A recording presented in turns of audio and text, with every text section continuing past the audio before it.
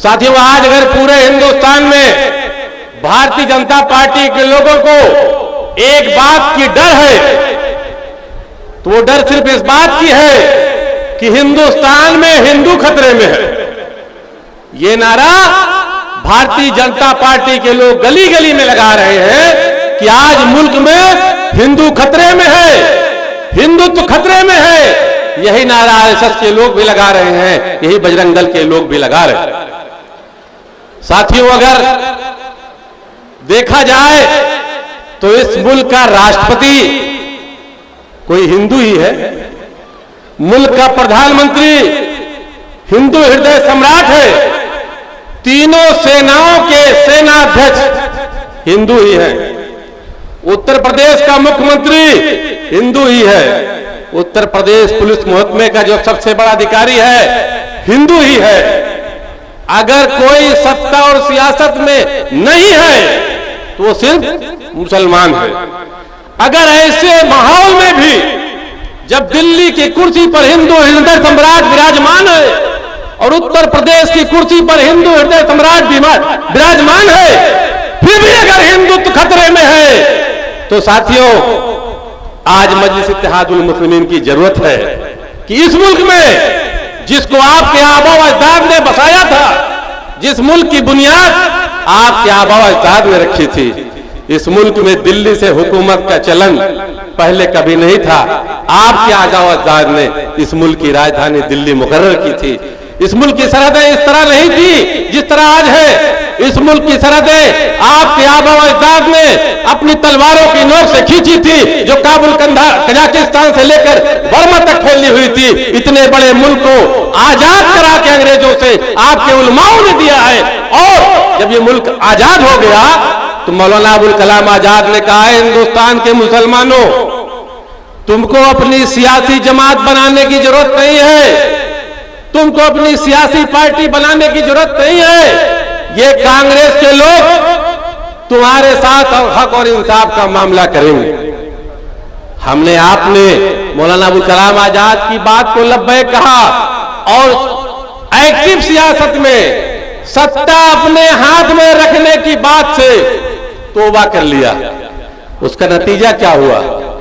50 साल के दौर इक़्तिदार में, कांग्रेस के दौर इक़्तिदार में मलियाना, भागलपुर, अलीगढ़, मुरादाबाद, मेरठ, भिवंडी, तमाम दंगों के साथ बाबरी मस्जिद की शहादत पे मुसलमानों का सब जवाब दे गया।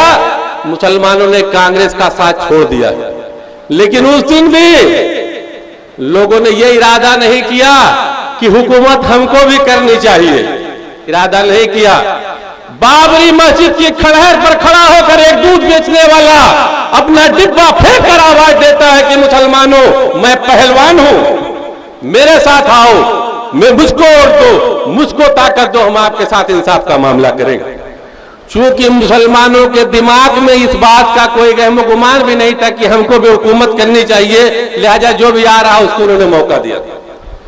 समाजवादी पार्टी मुसलमानों की ओर से 4 मरतबा सत्ता में रही, 3 मरतबा बाप और 1 मरतबा बेटा।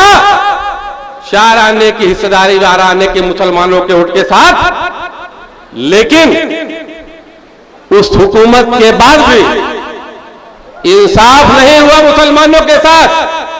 अगर हिंदुस्तान का मुसलमान यह समझता है कि गुजरात का कातिल नरेंद्र मोदी मुसलमानों का सबसे बड़ा दुश्मन है, तो गुजरात में सिर्फ 2500 मुसलमानों का कत्ल हुआ था और उत्तर प्रदेश में मुल्ला मुलायम सिंह की औलाद अखिलेश यादव के मुजफ्फरनगर में 3000 मुसलमान कत्ल किया गया और 5000 लोग आज भी बेघर टहल रहे।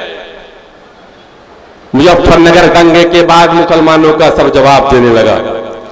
आज जो लोग सत्ता में है, इनसे मुसलमानों को ही अकेले दिक्कत नहीं है। ये जो दलित लोग हैं ये भी पीड़ित है, बैकवर्ड लोग हैं ये भी पीड़ित हैं।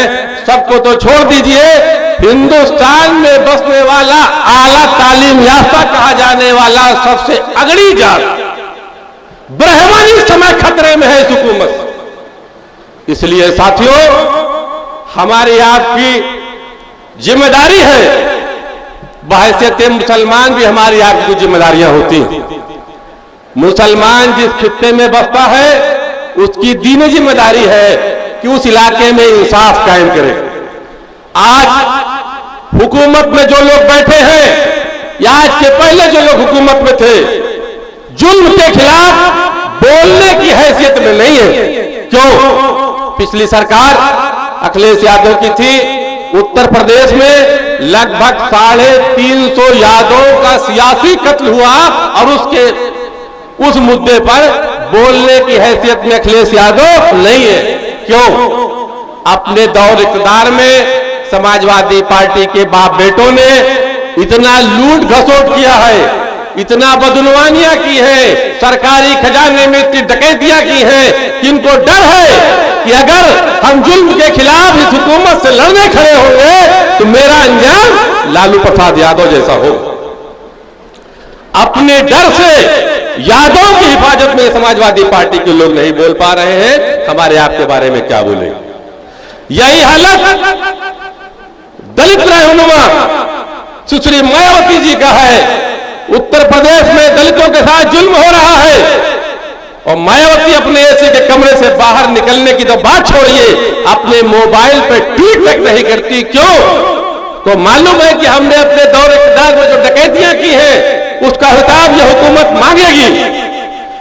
आज जरूरत इस बात, भारतीय जनता पार्टी चाहती ये है कि समाज को हिंदू मुसलमान में डिवाइड कर दिया जाए। सपा बसपा के लोग चाहते हैं कि समाज को कास्ट में डिवाइड कर दिया जाए।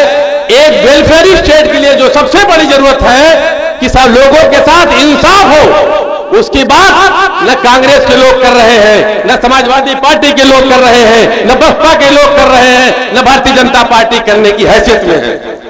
तो साथ मुसलमानों, आपकी जिम्मेदारी बढ़ जाती है, क्योंकि आप इस मुल्क के वारिस हो।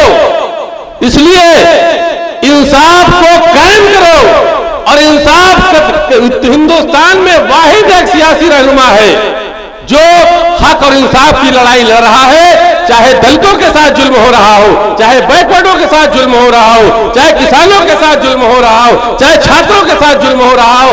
पार्लियामेंट में बावजूद कि कांग्रेस वो विपक्ष पार्टी है, आज अगर पार्लियामेंट में कोई बोल रहा है तो आपका सियासी रहनुमा जनाब अलहक बरिस्टर असदुद्दीन ओवैसी साहब बोल रहे हैं और सिर्फ बरिस्टर असदुद्दीन ओवैसी साहब बोल रहे हैं, कोई दूसरा नहीं बोल रहा।